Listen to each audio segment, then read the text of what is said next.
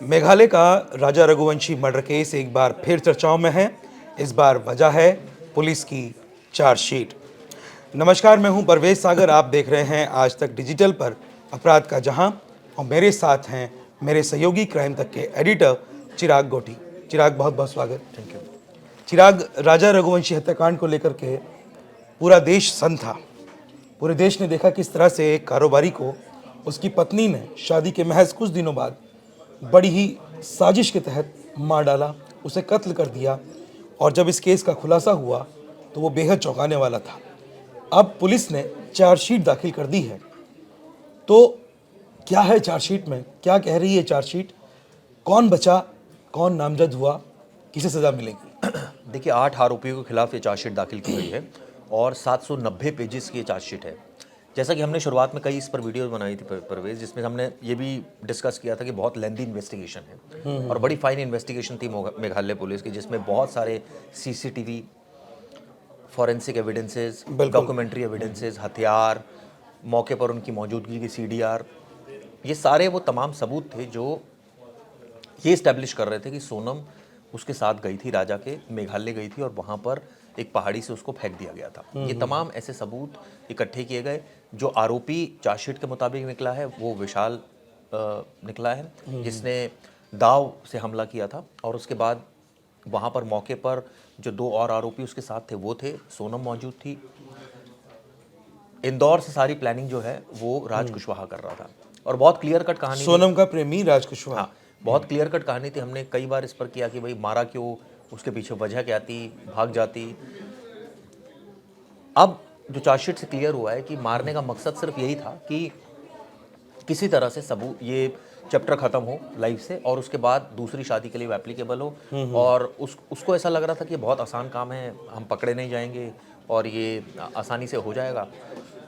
तो उन्होंने चौथे अटेम्प्ट में ये इस प्लान को एग्जीक्यूट किया था। हाँ, इससे पहले 3 बार उन्होंने कोशिश की थी लेकिन वो सफल नहीं हो पाए थे। तो ये सारी बातें चार्जशीट में मेंशन्ड है।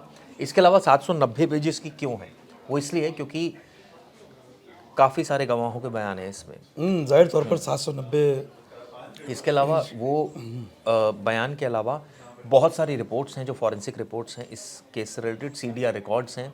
इसके अलावा उनकी मौके पर मौजूदगी से लेकर हथियार का पंचनामा, ऐसी तमाम शव का पंचनामा, ऐसी तमाम डिटेल्स इसमें मेंशन है। क्योंकि आपको कोर्ट में एक एक पॉइंट प्रूव करना पड़ेगा। बिल्कुल सही। ये दिखाना पड़ेगा कि इन दोनों की शादी हुई थी, ये दिखाना पड़ेगा कि इसके बाद ये दोनों घूमने के लिए गए थे, ये दिखाना पड़ेगा वापसी की टिकट नहीं कराई थी, ये दिखाना पड़ेगा वहाँ पहुँचने के बाद प्लानिंग यहाँ से शुरुआत हुई थी प्लानिंग की, ये दिखाना पड़ेगा पहाड़ी पर ये मौजूद थे, ये दिखाना पड़ेगा कि मारने वाला विशाल चौहान ही है। इसके बाद वो हथियार जो बरामद किया बाद में, कैसे इसने बरगलाया पुलिस को शुरुआत में और बाद में गाजीपुर से ये गिरफ्तार हुई। बिल्कुल। तो ये बहुत सारी ऐसी चीज़ें हैं जो अब चार्जशीट में डॉक्यूमेंटेड हो गई हैं।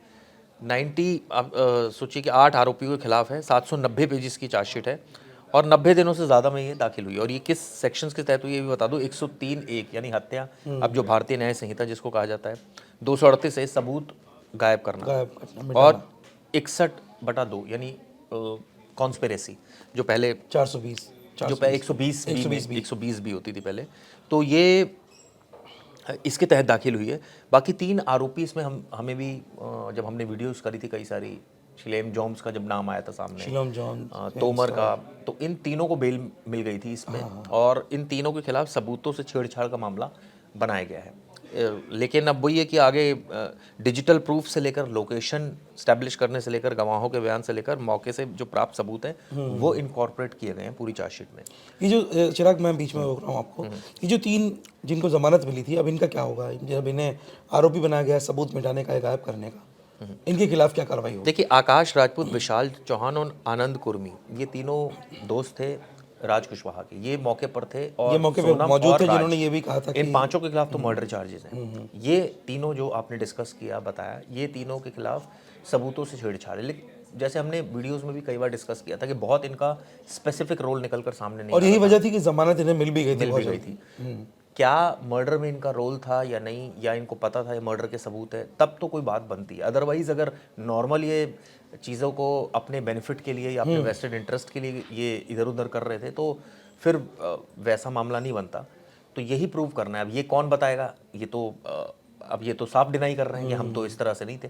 तो इनके जो बातचीत, अगर लोग आरोपियों से इनकी कोई बातचीत हो रही हो उस घटना से पहले या घटना के बाद, या और उनके फुटप्रिंट्स नज़र आ रहे हों, तो नेचुरली ये फंस सकते हैं कि भाई तब आप इनको जवाब देना भारी पड़ जाएगा उसको। बिल्कुल सही बात। लेकिन अगर ऐसी कोई बात नहीं है, नॉर्मल बात है, तो फिर तो मुझे लगता है कि जैसे बेल इनको मिली थी, तो इनके खिलाफ तो कोई बहुत ज़्यादा मतलब आगे अच्छा नहीं होगा, मतलब कुछ ज़्यादा कुछ नहीं होगा। हो सकता है चार्जेस लेवल पर ही सेक्शंस जो है वो मिनिमाइज कर दिए जाएं, क्योंकि अब अदालत के ऊपर है। अब हाँ, जो तो चार्जशीट दाखिल होती है जब पहला स्टेज यही होता है कि आरोप तय होते हैं, जिसमें जो आरोप होते हैं उन पर डिस्कस किया जाता है बहुत डिटेल में।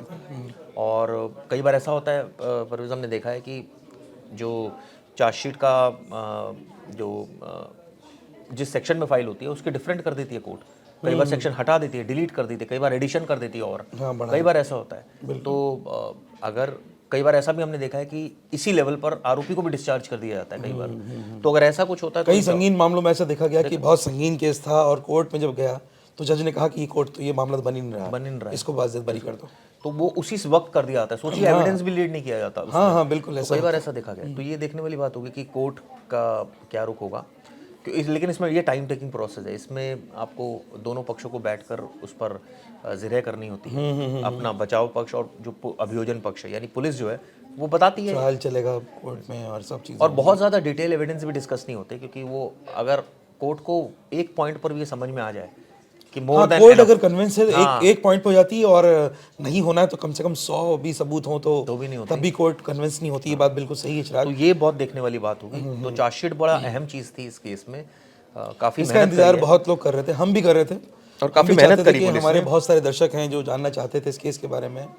और जैसा कि हमने पहले भी बताया कि जो शिलोंग पुलिस है, मेघालय पुलिस है, जो उसने इस केस में बहुत ही तन्मयता के साथ और बहुत फाइन इन्वेस्टिगेशन किया, जैसा कि चिराग अभी कह रहे थे। और इससे पहले भी हमने बहुत सारे इस पर हमारे शोज़ हमने किए, वीडियोज़ किए, आप लोगों तक हर जानकारी पहुंचाई। और इस केस में एक दूसरा पहलू और है। ये तो पुलिस की बात हम कर रहे थे चिराग, जेल में सोनम बंद है और जितने आरोपी सभी जेल में हैं, 3 को उन्हें छोड़ करके जो सह आरोपी हैं, लेकिन ये जो 5 आरोपी हैं, ये मुख्य आरोपी, ये जेल में हैं। उनके बारे में क्या अपडेट है अभी? क्या जिस वक्त ये चार्जशीट फाइल की अदालत में वो लोग मौजूद थे वहाँ, इस तरह कोई जानकारी मिल पाई अभी तक? नहीं, उस वक्त तो मौजूद नहीं थे। ये दरअसल देर शाम दाखिल की गई है शुक्रवार को। अच्छा। और इसमें रिएक्शन ज़रूर आया है। राजा के भाई है, उसने बहुत बड़ा आरोप परिवार लगाया, का रिएक्शन बनता है, बहुत बड़ा आरोप लगाया गोविंद पर। और उसने कहा है कि सोनम को बचाने में जो है वो जुट गया है गोविंद, और मौके पर वो हमें उसने धोखा दिया है। उसने शिलोंग जाकर अपनी बहन से यानी सोनम से और राज के लिए उसने वकील हायर किए, इस तरह की। अच्छा, ये चिराग आपको याद होगा जब हम लोग वीडियो कर रहे थे तो उस वक्त ये वही गोविंद है जो घर पहुंच गया था राजा के, और वहां जाकर किसने ऐसा तमाशा किया था, बिल्कुल ये दिखाया था कि मैं बिल्कुल उसके खिलाफ हूँ, मेरी बहन को सजा मिलनी चाहिए, उसने इतना बड़ा गुनाह किया, इतना बड़ा पाप किया।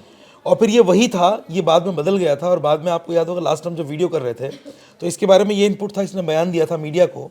इसने कहा था मैं जाऊँगा रक्षाबंधन पर अपनी बहन से मिलूँगा, फिर देखूंगा कि मुझे क्या करना है। और फिर बाद में इसका एक और बयान आया था, इसमें उसने ये कहा था कि मुझे उसकी मदद करनी होगी, मेरी बहन है वो, इस तरह की बातें। तो वो तो दिख ही रहा है अब। और अब वही चीज़ हो गई कि आप कह रहे हैं कि बयान आ गया उधर से, तो कहीं ऐसा तो नहीं एक रणनीति का हिस्सा था इसकी? वो जब हम चर्चा भी कर रहे थे, जैसा हम मान के चल रहे थे कि गोविंद का उनके घर जाना राजा के, वो किसी रणनीति का हिस्सा तो नहीं था इसकी? देखिए, ये अब हम इस पर कयास से अलावा और कुछ नहीं लगा सकते, क्योंकि ये आरोप तो ज़रूर है राजा का, राजा के भाई का, बिल्कुल, जिसमें वो, और जो उनका कहना है कि सोनम को बचाने में वो जुटा है। क्योंकि हम ऐसा बोलना कि गोविंद ऐसा है, हो सकता है बाद में वो कहे मैं तो नहीं था ऐसा, काइंड ऑफ, या मैं ये मेरे ऊपर गलत आरोप लगा रहे हैं।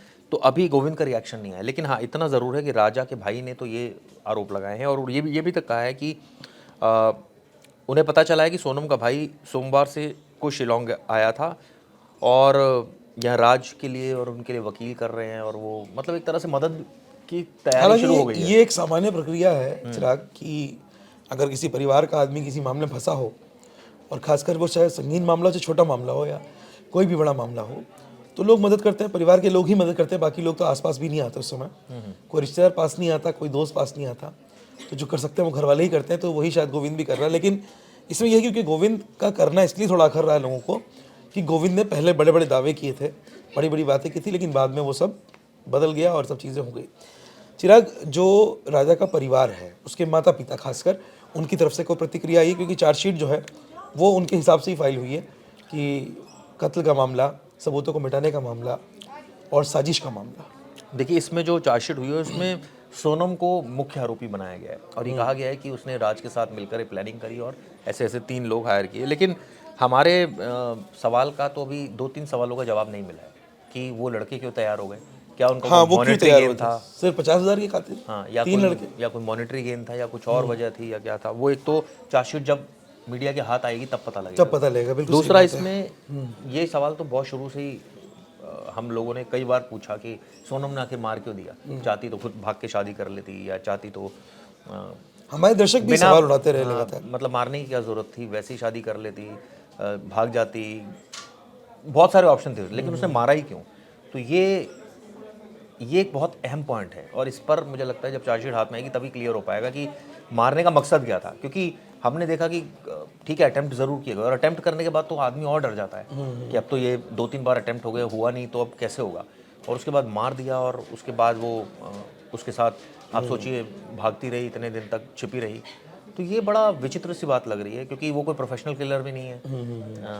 लेकिन अब क्यों उसने, या तो राज की प्लानिंग थी सारी की सारी और इसको सोनम बोल नहीं पाई डर के मारे, या क्या वजह थी, ये तो चार्जशीट पढ़ने के बाद ही साफ होगा क्योंकि ये बहुत अहम पॉइंट है। बिल्कुल। और जैसा कि चिराग बता रहे थे कि राजा रघुवंशी मर्डर केस में एक अहम ये अपडेट है कि इस मामले में चार्जशीट दाखिल कर दी गई है और इसमें सोनम को मुख्य आरोपी बनाया गया है, साथ में राज कुशवाहा और जो विशाल है वो भी इसमें मुख्य आरोपी के तौर पर ही देखा जा रहा है, क्योंकि हमला राजा पर उसी ने वार किया था जिसके वार से उसकी मौत हुई थी। तो कुल मिलाकर ये मामले का अपडेट है। अभी चार्जशीट हम तक नहीं पहुंची है, लेकिन चार्जशीट फाइल हो चुकी है और जो राजा का परिवार है उनकी तरफ से एक बयान भी आया है जिसके बारे में चिराग ने अभी बताया। इस केस पर हम लगातार नज़र बनाए रहेंगे और चार्जशीट का हम इंतज़ार कर रहे हैं। चार्जशीट जैसे ही हमारे हाथ आएगी उसका हर अपडेट हम आप तक पहुंचाएंगे। तब तक आप देखते रहिए आज तक डिजिटल और मुझे दीजिए इजाज़त। नमस्कार। गर्मियों की छुट्टी होने वाली थी, मेरे पापा आने वाले थे, तो हम लोग सभी खुश थे। तो मैं एक बेड पे चढ़ के डांस कर रहा था, लेकिन वो पहले ही आ गए। प्लीज तो मैं उस समय तो कंटिन्यू नहीं कर सकता था ना, तो फ्रीज फ्रेम टाइप का हो गया। कसम पैदा कर